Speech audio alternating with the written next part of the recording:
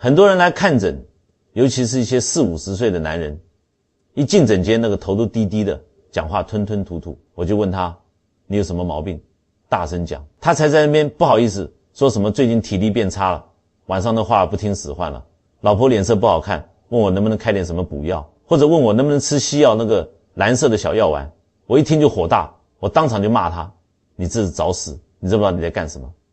诸位听清楚了，男人到了50岁、60岁甚至70岁，这叫做老当益壮，这才是正常的生理。如果你不行，那不是因为你老，是因为你病了。但是这个病不是西医跟你讲的那个什么非固酮低下，也不是什么海绵体充血不足，西医只会看那一根管子，我们中医看的是全身的气。你为什么会觉得不行？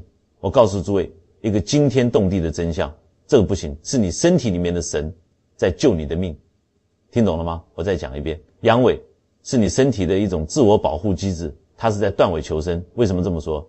诸位想想看，我们人体的构造精不精密？非常精密，这就是上帝或者是我们讲的老天爷设计好的。男人的那个勃起需要什么？需要大量的血，需要心脏强而有力的把血打下去，对不对？好，那你现在身体里面出问题了，你的心脏力量不够了，或者是你的血管里面寒气太重，堵塞住了。这时候你的身体非常聪明，它侦测到，哎呦，主人的心脏现在马力不足，如果再硬要把血抽到下半身去干那档子事，心脏会负荷不了，会爆掉。所以身体做了一个决定，切断下面的供血，保住上面的心脏。这就是阳痿的真相。这是你的身体在亮红灯，告诉你，老兄，你的引擎过热了，你的油箱没油了，休息一下吧。结果呢，现在的西医在干什么？还有你们这些不知死活的人在干什么？你们去买那个蓝色的小药丸，去吃那些化学合成的壮阳药，这些药的原理是什么？它不管你的心脏受不受得了，它不管你的肾精够不够，它用化学的力量强行把血管扩张，强行把血从你的五脏六腑抽调到下面去。这叫什么？这在中医里叫做杀鸡取卵，这叫做饮鸩止渴。你的心脏本来就已经喘不过气了，他好不容易把闸门关起来想休息一下，你硬是用药物把闸门撬开，逼着心脏做他做不到的事情。诸位乡亲啊，这是在透支你的棺材本啊！所以你们看多少人在那种兴奋的过程中突然马上疯，多少人吃那个药吃了几年，结果最后是什么？中风、心肌梗塞、洗肾。为什么会洗肾？因为肾主藏精，男人的精就是你的核能燃料，你那个药一下去就是在燃烧你的肾精，就像一根蜡烛，本来可以烧2个小时，你现在加了助燃剂，火是变大了，变得很猛，但10分钟就烧完了。烧完了怎么办？人就走了吗？我常常讲，西医是在治死人，看的是尸体的解剖，我们中医治的是活人，看的是那一口气。你去看西医，他帮你验血，验这个验那个，跟你说，哎呀先生，你的指数都很正常啊，血管也没塞住啊，应该是心理因素，然后就开那个扩张剂给你。他看得到你的寒吗？他看得到你的阳气吗？他看不到。中医讲阳气，阳气就是热能。诸位摸摸你们的手脚，现在就摸。如果你的手脚是冰冷的，尤其是脚底板冷得像冰块一样，我告诉你，这就是你的底盘已经漏气了，你的下焦也就是肚子以下已经变成了一个寒冷的冰库，水火既济。听过没有？心脏是火，肾脏是水。正常的男人，心脏的火要往下走去煮肾脏的水，水煮开了变成真气，这个真气往上冲，人就精神奕奕。那化到了早晨就会一柱擎天，这叫做气化。但是现在的人喝冰水，吹冷气，吃抗生素，吃一大堆寒凉的消炎药，把你身体里的环境搞得像冬天一样，火下不去，全部堵在上面，所以你会觉得口干舌燥，睡不着觉，血压高，脸红脖子粗，这叫上热。但是下面呢，脚是冷的，小便无力，腰膝酸软，这叫下寒，上热下寒，这就是现在 90% 男人的通病。在这种情况下，你的身体是一个隔绝的状态，你吃再多的补药，吃什么人？非鹿茸，吃下去到了肚子里，因为下面太冷了，根本运化不开，反而变成火毒，让你嘴巴破洞流鼻血，结果下面照样不行。这就是大家常说的虚不受补。为什么虚不受补？因为你的路不通嘛。诸位，我治病从来不是只看那一个器官，那里不行，我们要把身体的环境改回来，我们要让你的下焦从冬天变成春天，冰雪融化了，草木自然就会生长，阳气回来了，那花儿自然就会抬头。这根本不需要吃什么伟哥，也不需要去做什么震波治疗，那都是在折腾你的肉体。只要你懂道理，只要你把观念转过来，其实你的身体里面就有一个开关。老天爷在造人的时候，就在我们身上埋下了这把钥匙，只是你们不知道，把它荒废了几十年，甚至有些人还把这个开关给封死了。我接下来要教诸位的不是什么偏方，是老祖宗传下来几千年的智慧，是《黄帝内经》里的真髓，是道家修炼的不传之秘。你如果还在吃西药，我劝你现在立刻马上把药丢掉，那是毒药，那是让你断子绝孙缩短寿命的毒药。你如果想要你的下半辈子活得有尊严，想要在那种事情上不是靠药物硬撑，而是像20岁小伙子那样自然而然随心所欲，想要你的老婆看你的眼神从嫌弃变成崇拜，那就请你耐着性子听我把接下来的道理讲完。诸位乡亲，常听我讲课的人都知道，我最喜欢讲一句话，中医是物理学，西医是化学。什么叫化学？西医看病就是看你的验血报告，看你缺什么酵素，缺什么钙，缺什么铁，然后就把这些化学合成的东西丢进你的身体。他们以为人体是个试管，丢进去就会产生反应，错，大错特错。人体不是试管，人体是一个气化的工厂。什么叫气化？简单讲就是物理变化。我打个比方，你们家里都有煮饭的锅子吧，或者是那种焖烧的高压锅，我们的身体就是这个高压锅，在这个锅子里。肾脏就是里面的水，我们人体 70% 都是水嘛。那心脏是什么？心脏就是火。诸位摸摸看你的胸口，心脏在那里跳动，是不是热的？这在中医叫君火，皇帝的火。这把火它的任务是什么？它的任务不是停在胸口烧，它必须要下沉，心脏的热透过大动脉往下传导，传到哪里？传到小肠，这里就是关键了。西医不懂这个，西医把小肠当成消化器官，只知道它是吸收营养的。我不这么看，小肠就是第二个心脏。你想想看，小肠在肚子里面，刚好就在膀胱和肾脏的上面，对不对？当心脏的火顺利的传导到小肠，小肠就会发热，这个热度大概就在37度、38度左右。这个热度一出来，在上面的膀胱和背后的肾脏里面的水就被这个火给烧开了。水煮开了会变什么？会变成真气。诸位，这个真气就是我们讲的元气，也就是男人的雄风。你看看那个蒸汽火车，以前那种老火车它靠什么跑？就是靠烧煤炭把水煮开产生的那个高压蒸汽，把几百吨的火车推着跑。男人也是一样啊，你那花儿站起来要坚硬如铁，靠的就是这股从下焦冲上来的高压蒸汽。这就是中医的物理学。水火既济，火在下，水在上，水被火烧开，变成了气，气充满全身，你的人就有精神，你的手脚就会温热，你的话就会听话，这才是正常的人。但是现在的你们呢？你们现在这群40、50岁、60岁的男人，你们的身体状况是什么？我告诉你，刚好相反，你们叫做火水未济，或者叫上热下寒。为什么会这样？第一，冷饮与生食，台湾人太爱喝冰的了，手摇饮、啤酒、生鱼片，你把这些冰冷的东西灌到肚子里，直接浇在哪里？直接浇在小肠上。小肠本来是要热的，是要像炉火一样的，结果你每天给它浇冰水，火灭掉了嘛？火一灭，心脏的热下不来，它怎么办？热气是往上跑的，物理学嘛，热气下不去，它就回头往上冲。所以你会觉得脸红脖子粗，头晕眼花，血压飙高，晚上失眠，口干舌燥，吸一亮，哎呀，你高血压，然后给你吃降压药。其实那不是高血压，那是心火上炎，是因为你的下面太冷了，火没地方去，只好往上烧，这叫假热。第二，抗生素与消炎药，这一点我骂过很多次了。抗生素在中医眼里是大苦大寒的药，你一感冒就吃抗生素，一发炎就吃消炎药，这些药一下去就把你的肾阳、你的命门之火给浇熄了。结果是什么？你的下焦，也就是肚子以下变成了一个冷冻库，小肠不热了，肾脏的水就煮不开，水煮不开，它就是冷水，就是死水。死水会怎么样？会沈积在下面。所以你们看看自己肚子大大的，里面都是寒湿的死水，腿肿肿的，水排不掉，小便滴滴答答，没有气压把尿排出来。最重要的是脚底板是冰凉的。诸位乡亲，这是自我检测最准的标准，不用去验血。你现在就把鞋子脱掉，摸摸你的脚。正常人的脚应该是热的，为什么？因为热气，也就是气化是往下走的。如果你的脚是冷的，甚至比你的手还冷，那就代表你的锅子下面没有火了，你的水没有变成蒸汽，你的那化怎么可能充气？它就像一个泄了气的皮球，你怎么打气都打不进去嘛。这时候最可笑的事情发生了，你们发现自己不行了，就跑去买补药，什么人参、鹿茸、海马、肉苁蓉，听说什么壮阳就买什么，花了大把的钞票煮了一大锅黑乎乎的药汤喝下去，结果呢，喝完之后嘴巴破洞，牙龈流血，喉咙痛，便秘，晚上更加睡不着。但是下面呢照样软趴趴，为什么？因为你的身体中间堵住了啊，你的下焦是寒的，像冰块一样，你把这些大热大补的药倒进去，它根本进不去下面那个冰库，它被挡在外面，全部浮在上面，这叫虚不受补。你吃的人肥没有补到肾，反而变成了上面的火毒，你吃的鹿茸没有跑到命门，反而让你血压冲得更高。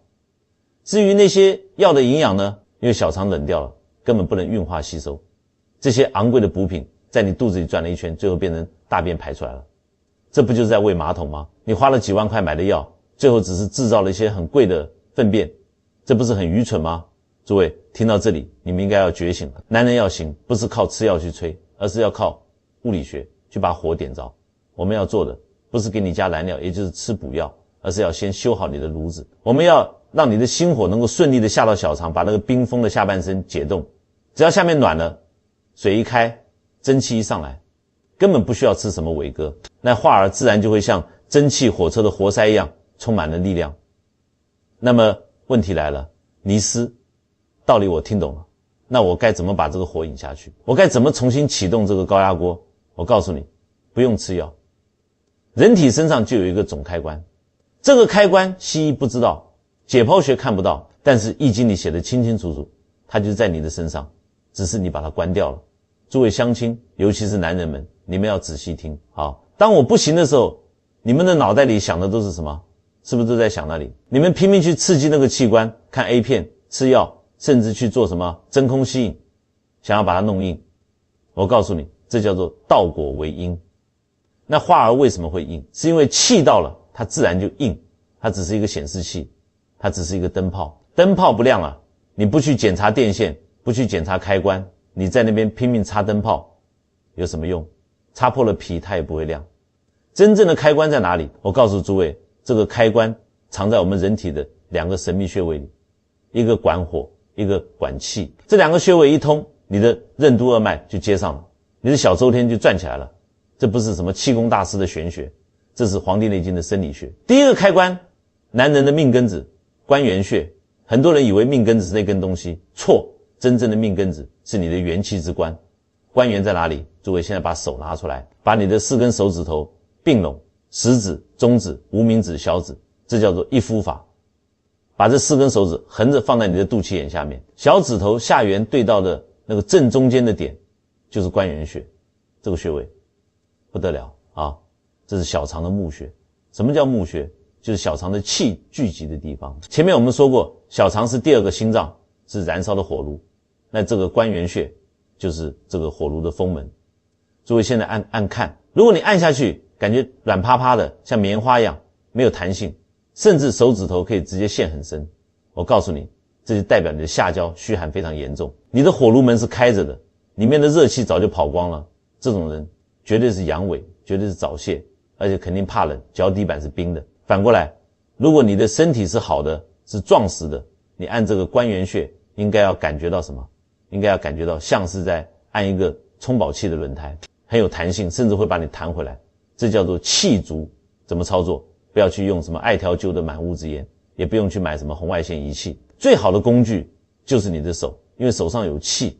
每天睡觉前平躺在床上，全身放松，用你的手掌心，也就是劳宫穴，对准这个关元穴重叠在一起，然后顺时针按摩。为什么要顺时针？因为顺时针是补，逆时针是泄。我们现在是要把火补进去，不是要泄火。你在按的时候，心里要观想，我的手心像一个小太阳，把热量透过肚皮一直传到肚子深处，传到脊椎骨前面。你要按到什么程度？按到你的肚子里面感觉热热的，甚至这个热气会传到你的后腰、命门，这才算到位。这时候你的火就开始点燃了。第2个开关，人体的极底会阴穴，有了火还不够，你要有回路。很多人的气到了下面就散了，因为底漏了。这个底就是会阴穴。会阴在哪里？在你的生殖器和肛门的中间那个最深最凹陷的地方，这里是任脉，也就是阴气之海和督脉，也就是阳气之海的交汇点，它也叫做海底轮。如果这个地方堵住了，或者是松弛了，你的阳气就接不上阴气，你的火就煮不开水。很多人说尼师这个穴位很难按啊，在下面怎么按？我不叫你用手去按，那是笨功夫。我们要用意念很肌肉去按，这招叫做提肛缩肾，道家叫做搓骨道。操作方法配合关元按摩。当你在按摩关元穴感觉到热气的时候，我要你同时做一个动作，用力收缩你的肛门，就像你在憋大便一样。但是光收肛门不够，你要想象你把那个会阴穴像电梯一样往上提，一直提到你的肚脐眼关元这里来。吸气的时候提肛缩小腹，想象气从会阴往上冲，吐气的时候放松，这一吸一呼，一紧一松。诸位知道这是什么原理吗？这就像是在拉风箱。你按摩关元是在加柴火，你提肛缩会阴是在拉风箱，风箱一拉，氧气进去，火是不是就呼呼的烧起来了？这就是道家的点火法。易经的智慧，地天泰与天地否。为什么这一招这么厉害？我用易经讲给诸位听，你们就彻底懂了。易经里有两个卦，一个叫地天泰，一个叫天地否。泰卦是最好的卦，三阳开泰嘛，它的卦象是上面是地，也就是坤卦，下面是天，也就是干卦。否卦是最坏的卦，倒霉透顶，它的卦象是上面是天，下面是地，这很奇怪，对不对？照理说天在上面，地在下面才是正常的啊，为什么？那是坏卦。诸位，这就是中医的奥秘。天代表阳，代表热，地代表阴，代表冷。如果你是天在上面，热在上面，地在下面，冷在下面，热气轻往上飘，冷气重往下省，结果是什么？热的越热，冷的越冷，两边不相往来，永远没有交集。这就是我上一堂课骂的上热下寒。你的心火在上面烧坏了脑袋，你的肾水在下面冻成了冰块，这就是死的格局，这就是否卦。我们要的是什么？我们要的是地天泰，我们要把它倒过来，要把天也就是热能放到地，也就是冷水的下面。当你用手按摩关元，当你用念力提会阴，你就是在做这件事。你把心脏的火强行压到了肾水的下面，这时候火在下，水在上，火去烧水，水就变成了气，气往上蒸腾，这就是大地的生机，这就是万物的复苏。这就是为什么我说这不是按穴位，这是改运。你在扭转你身体的乾坤，把一个死局变成一个活局，不用1分钟，只要你用心。诸位乡亲，这套方法难吗？不难。要钱吗？不要钱，但是它比你吃的那几万块的药都有用。只要你每天坚持，不需要太久，每天睡前做个36下，或者早上醒来做个36下，你很快就会发现身体的变化。第一，脚热起来了，这是最明显的，因为火下去了。第二，小便有力了，因为气化功能恢复了，像是高压水枪一样。第三，精神变好了，因为那个水蒸气也就是元气冲到脑部，滋润你的大脑。第四，最后你的那个老朋友他会在某个早晨突然像年轻时一样把你叫醒，而且这种硬不是吃伟哥那种充血的硬，那种是会胀痛的不舒服的，这种自然的硬是充满了生命力的，是随心所欲的，这才是男人的尊严，这才是真正的雄风。但是诸位，光有火还不够，光有气还不够，你现在把电厂修好了，电量充足了，但是如果你不懂得怎么用电，你一插上插头就漏电，那你还是存不住啊。这就涉及到了另一个千古难题，房事。很多人以为房事就是活塞运动，就是发泄，错，大错特错。不懂房中术，你就是在自杀；懂了房中术，你就是在练功，就是在采补。诸位乡亲，我们继续。前面我把开关交给了你们，你们回去一定要做，不要只是听听而已。这里我要讲一个更深更隐秘的话题，这个话题很多卫道人士不敢讲，很多医生也不懂，但是我不怕，因为这是医学，这是道，这是救人的法门。我要教诸位如何像鹿一样睡觉，如何像鹿一样行房。诸位乡亲，你们有没有想过一个问题？为什么在我们传统文化里，鹿是长寿的象征？为什么福禄寿三仙，寿星旁边总是跟着一只梅花鹿？为什么以前的皇帝还有现在很多有钱人都要花大把钞票去喝鹿血，吃鹿茸？很多人以为鹿茸是壮阳的，吃了就会强，错，这只知其一不知其二。鹿之所以能长寿，之所以精力旺盛，不是因为它吃什么，而是因为它懂如同修炼般的姿态。诸位去动物园看过鹿没有？你看鹿在休息的时候它是怎么睡的？它是蜷曲着身体，把头弯过来，靠着尾巴，整条脊椎骨像一张弓一样拉开，这在中医里叫做什么？这叫做通督。鹿的脊椎也就是督脉随时都是通畅的，它的尾巴也就是尾闾关随时都是打开的，所以它的阳气可以在身体里转圈圈，永远不会断掉。反观我们人类，人是世界上唯一长期直立行走的动物，这是演化的进步，也是健康的灾难。当你站起来以后，你的脊椎骨直直的一根，你的腰椎也就是命门无时无刻都在承受上半身的重量。30年50年下来，你的腰椎早就被压扁了，你的督脉早就堵死了。督脉是什么？督脉就是阳气之海，你的阳气海被大石头压住，水流不过去，你还想壮阳，你还想那一根能够充血，别做梦了。所以我们要学鹿，我们要找回那个被我们遗忘的通督法门，尤其是在那个最关键的时刻，房事你在床上坐错了一辈子。诸位，我不客气的问一句，你们在行房的时候，9成9的人是不是都用那个所谓的传教士体位，就是男上女下，正面对正面？我告诉你，如果你20岁这样做没问题，因为你那时候气血方刚，你的脊椎还很有弹性。但是当你到了50岁60岁，如果你还只会这一招，那你就是在泄气而不是在补气。为什么？诸位闭上眼睛想象一下，当你做那个正面体位的时候，你的腰是不是要拱起来？你的背是不是要用力绷紧？你是不是要用手撑着床？这时候你的命门穴也就是后腰最凹处是死死的闭住的，你的脊椎骨是僵硬的。在这种紧张的状态下，你的阳气根本没办法在背后流动，气不通，血就不行，所以你只能靠局部的摩擦，靠那一点点可怜的快感来维持。结果呢，没2下就缴械了，这叫早泄。做完之后呢，腰酸背痛，整个人像被抽干了一样，这叫伤身，因为你的气全部泄掉了，没有回到督脉里去。道家秘传鹿有法，那该怎么办？道家几千年前就发现了这个秘密，在《素女经》这些古书里把它叫做虎游或者禅腹，但我喜欢把它叫做鹿有法，因为这是在模仿鹿的智慧。说白了就是现代人讲的后入式。但是诸位听清楚，我讲的不是 A 片里那种为了表演为了视觉刺激的后入式，那个是乱搞。我讲的是医学上的后入式。为什么这个姿势能救你的命，能救你的阳气？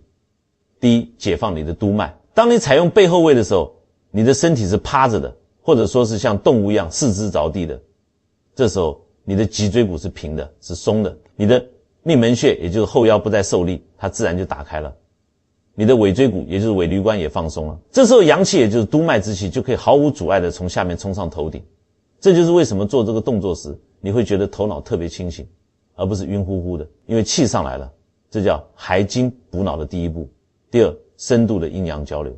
从解剖学来看，女人的身体构造，腹部是阴，背部是阳；男人的身体，背部是阳，腹部是阴。用正面体位面对面，是阳对阴，阴对阳，虽然也对，但是气场是撞击的。但是用背面体位后入，是男人的腹部，也就是阴贴着女人的背部，也就是阳；男人的阳具，也就是阳中之阳，深入到女人的阴道深处，也就是阴中之阴。这时候男性的阳气能够最深层的进入女性的体内。诸位要知道，很多太太到了这个年纪会有什么毛病？宫寒，子宫冷冰冰的，性冷感，甚至有子宫肌瘤。为什么？因为寒气重啊。你用这个鹿有法，你那股滚烫的阳气，前提是你前面练的关元穴，火已经点着了，能够直捣黄龙，把热气送到她的子宫深处，这是在帮她温灸啊。所以这不是为了你的快乐，这是为了帮你老婆治病，这叫采阳补阴，也是采阴补阳，双方都受益，这才是真正的阴阳调和。操作心法慢深融。但是这里有一个巨大的陷阱，很多人一听后入式，好，我要试试，结果回去又是一顿猛冲猛撞，错，全错。如果你那么急躁，你只是在摩擦皮肉，你还是在泄气。道家的鹿有法讲究3个字：慢深融。第一，慢，动作要像打太极拳一样，你要想象自己是一头在森林里漫步的鹿，优雅从容，不要急着动。进去之后先停下来，感受一下，感受你的阳气热能正在传递给对方，感受对方的阴气包容正在滋润你。这时候你的心一定要静，心静气才会聚。第二，深，因为脊椎放松了，你可以静得更深。这个深不是为了撞击，而是为了接触，让你的根部紧紧贴住他的臀部，让两个人的气场完全密合。你要观想你的气从丹田出发，透过那个接触点源源不绝地送出去，然后又绕一圈回到你的背后，这是一个圆。第三，容，这时候你会发现一个奇妙的现象，你不想射了。为什么？因为一般的冲动是来自于局部的摩擦刺激，那种快感很短暂，很尖锐。但是这种路由的快感是全身性的，是温暖的，是酥麻的，你会觉得整条脊椎骨都在发热，你会觉得头顶百会穴在跳动，这就是气在走。当气遍布全身的时候，你根本不需要通过射精来释放，相反，你会想要把这股能量锁在体内。这就是道家最高的境界，骄而不懈。你做完了，不但不累，反而精神百倍，眼睛发亮。第二天早上起来，腰不酸，腿不痛，甚至觉得年轻了10岁。为什么？因为你没有把精华流掉，你把它转化成了气，补到了脑子里，给男人警告。诸位乡亲，我知道这很难，尤其是刚开始练习的时候，因为那个刺激度不一样，你可能会忍不住。没关系，这是要练的。我建议你们一开始不要以此为目标，先从每3次留1次开始。也就是说，行房3次，前2次你可以按照老习惯，虽然我建议你改掉，但是第3次一定要试试这个路由法，并且试着不要射出来。当你成功了1次，你就会知道我没有骗你，那种充实感，那种掌控身体的自信，比你年轻时候那种几秒钟的快感高级了100倍。而且你的太太会感谢你，因为在这种深沉的、缓慢的、充满温度的交流中，她得到的不是肉体的摩擦，而是情感的滋润。她的气色会变好，她的心情会变好，你们的家运自然就会好。这就是我说的房中术，不是黄色小说，它是修身齐家的学问。但是光有体味还不行，在那个最关键的时刻，如果你还是控制不住那个闸门，怎么办？这4个字记好了：吸、提、搓、闭。诸位乡亲，尤其是男人们，我们来讲一句大实话。你们在行房的时候最怕的是什么？是不是就是那个刹车刹不住的感觉？当那个感觉一来，你的脑袋一片空白，你的身体不由自主的抽搐，然后哗啦一下几亿个生命就这样喷出去了。爽吗？爽大概就那几秒钟，之后呢就是无尽的空虚、疲惫，甚至想睡觉。为什么会这样？因为你的精关不顾，你的大门是烂的，小偷一推就开了，家里的财宝也就是圣经当然就被偷光了。西医会跟你说这叫射精反射，是神经传导，没办法控制的。放屁！如果没办法控制，那为什么道家的修炼者可以活到100多岁还精神奕奕？为什么古人可以做到骄而不懈？那是因为他们掌握了一套控制这个闸门的软件。这套软件就这4个字口诀，我现在拆解给诸位听。第一字诀：吸，气渗脚底。很多人在那个快要不行的时候会做什么？会闭气，会用力憋气。错，你越憋气，你的肌肉越紧绷，你的交感神经越兴奋，你就越快爆发。道家的吸不是吸到肺里，是要吸到脚底板。当你感觉那个冲动来了，或者你觉得快要控制不住了，立刻停下所有的动作，然后用你的鼻子深深的缓缓的吸一口气。这口气你要想象它像一道水流，穿过你的喉咙，穿过你的胸口，穿过你的小腹，一直往下流，流过大腿，流过膝盖，最后停在你的脚底涌泉穴。为什么要这样？因为上虚下实。当你的意念在脚底的时候，你上面的火也就是欲火就会降下来，你的注意力转移了，那个局部的敏感度瞬间就会降低，这叫釜底抽薪。你把火撤走了，水就不会开了嘛。第二字诀：提肛缩肾。这个动作我们在前面讲过，那是平时练的，但在战场上这是你的紧急刹车。当你在吸气的同时，你要做一个动作，用力收缩你的肛门。记住，不是说前面的小便处，是说后面的骨道，也就是肛门。你要想象你要用屁股把一个很重的东西夹断。为什么要提肛？因为肛门旁边有一条肌肉叫球海绵体肌，这条肌肉直接连着你的前列腺。当你用力提肛的时候，你会压迫到前列腺，这时候你的尿道会关闭，精液的通道会被物理性的阻断，而且提肛会启动会阴穴，会阴一动，任督二脉的开关就打开了，你那一股原本要往下冲出去的能量就会被这个开关挡住，准备往回走。第三字诀：搓，紧闭经关。搓就是抓紧的意思。这个动作比较抽象，它是内部的肌肉运动。你可以想象你的会阴部位，也就是蛋蛋和肛门中间像是一个带子的口。现在你要把这个带子的绳子用力拉紧，咻的一下把它竖起来。这个动作要配合前面的提。提是往上，搓是往内，又提又搓，就像是你把家里的大门用力关上，并且上了3道锁，这时候你会感觉到你的阴茎根部会有一种酸酸胀胀的感觉。恭喜你，这就是气回来了，这不是坏事，这是能量正在转化的讯号。第4自觉，闭目回神，这是最重要也是最难的一步。很多人身体控制住了，但是脑袋控制不住，你的眼睛还在盯着对方的身体看，你的脑袋还在想那些色情的画面，只要你的神还在外面，你的气就一定会漏。所以闭自觉就是闭五官。当你做吸提搓的时候，眼睛闭起来，不要看，耳朵关起来，不要听，舌头顶上颚，搭起鹊桥，把你的所有注意力全部内观，看哪里？看你的脊椎骨、中极奥义，还筋补脑、大周天，这4个动作是连在一起的。现在我要教诸位把它们串成一个能量回路。当你在床上那个临界点快到的时候，停止抽送，闭眼，舌抵上颚，吸气，气沈脚底，提搓，用力缩肛，想象那股要爆发的能量，也就是精液变成了一股热气，导引。这一步最关键，你要观想这股热气从你的会阴穴出发，沿着你的脊椎骨，也就是督脉，像坐电梯一样一层一层往上爬，过尾椎，过腰椎，过背脊，过后脑勺，最后冲入脑海泥丸宫，你会感觉到轰的一声，或者头皮发麻，或者眼前金光一闪。这时候原本积聚在下面的那股胀满感瞬间消失了，取而代之的是大脑的清醒，是全身的舒畅。这叫什么？这就叫还精补脑。你没有把精华射出去变成废物，你把它转化成了更高级的能量，拿来补你的脑髓。道家说顺则生人，逆则成仙，顺着走生孩子，逆着走长生不老。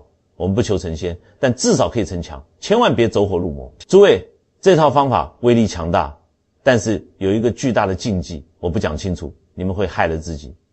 有些人练了一半只学会了憋，他用力憋住不射，但是脑子里还在想黄色的东西，还在看 A 片，意念还在下面，结果气没有上去，也就是没有还精补脑，反而堵在下面，这会变成什么？赤龙搅海。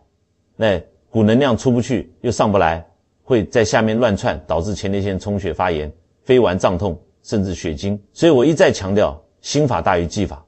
如果你做不到闭目内观，如果你做不到清心寡欲，那你就不要强练，宁可射出去，也不要憋出病来。这一招是给那些有心人练的，是给那些真的想要掌控自己身体、想要家庭和谐、想要健康长寿的男人练的。刚开始你会失败，你会来不及提，或者提的气上不去，没关系，不用气馁。这就像学骑脚踏车，摔几次才会骑，给自己一点时间跟你的老婆沟通。好，我在练功，我们要慢一点。我相信只要你坚持这4个字，吸提搓闭，不用3个月，你会发现你不再是那个被欲望控制的奴隶，你是驾驭欲望的主人。到那时候你会体会到一种前所未有的境界，你不需要蓝色小药丸，你不需要任何补品，你的身体就是一个源源不绝的发电厂。你的老婆会看着你的眼睛说，老公你变了，你真的变了。那时候你再来感谢我也不迟。好了，方法都交给诸位了，但是男人变强了，家庭就会好吗？不一定。如果你拿这身本事去外面乱搞，那我告诉你，你的报应来得更快。我相信只要你们照着做，不用久，3个月、半年，你的身体一定会有翻天覆地的变化。你会发现你的精神回来了，你的手脚热了，你的那个老朋友也像年轻时候一样听话了。但是我在这里要给诸位一个最严厉的警告，这个强不是给你拿去外面炫耀的，不是给你拿去外面花天酒地的。我看过太多这样的病人，本来身体不行，是老天爷在保护他，让他乖乖待在家里，结果被我治好了，身体强了，他就开始作怪了，觉得家里的黄脸婆不好看了，觉得外面的野花比较香了，仗着自己现在很有挡头，就去外面乱搞。结果呢，没过几年，这些人又回来找我们。这次不是阳痿，这次是什么？是败家，是妻离子散，甚至是什么梅毒、淋病，或者是被外面的女人骗光了退休金。诸位，这叫做德不配位。老天爷给你这个能量是让你来齐家的，不是让你来败家的。真正的硬是承担男人这一辈子追求的到底是什么？是那几秒钟的快感吗？是让别的女人夸你厉害吗？肤浅，太肤浅了。在中医里，男人属阳，女人属阴。阳是什么？阳是天，是刚强，是保护。阴是什么？阴是地，是柔顺，是承载，孤阴不生，独阳不长。你一个男人如果不顾家，整天在外面飘，那你是一个孤阳。孤阳是什么？就是野火。野火是会烧房子的。只有当你回归家庭，你的阳气才能落地，才能被阴也就是你的妻子所包容，变成温暖家里的炉火。所以我常说，男人要硬，是指你的肩膀要硬，你的脊椎要硬，你的身体要硬，但是你的心肠对待你的家人一定要软。老婆是你家最好的风水。很多老板来问我，尼斯，我想找个风水大师来看看我的透天口，看看财位在哪里，要摆什么水晶洞。我笑着跟他说，你不用找大师，你回家看看你老婆的脸色就知道了。老婆的脸就是你家的风水罗盘。如果你老婆整天愁眉苦脸，整天怨气冲天，我不客气的讲，你家绝对发不了财，就算发了财也守不住。为什么？因为家和万事兴，这句话不是口号，这是物理学。一个家庭就是一个能量场，如果夫妻整天吵架，那就是能量场在内耗，你的阳气都拿去跟老婆对抗了，你哪还有精力去外面赚钱？你哪还有运气去挡灾？反过来，如果你把身体养好了，用我教你的路由法，用我教你的按摩法去滋润你的妻子，让她得到满足，让她感受到你的爱，让她的阴气得到调和，你会发现她变了，她会变得温柔，变得爱笑，她会把家里打理得井井有条，她会把孩子教育得懂事听话。这时候你回到家，感觉到的是温暖，是放松，你的气场就顺了，气顺了，财运自然就来了，这才叫旺夫。但是你要先旺妻，他才能旺你啊。恐惧是最大的阳痿。最后我想跟诸位谈谈心。很多人的病不是身体的病，是心病。中医讲恐伤肾，恐惧是伤肾气最厉害的刀子。现在的男人活得太累了，怕没钱，怕失业，怕生病，怕老了没人养，怕老婆看不起，你们整天活在恐惧里。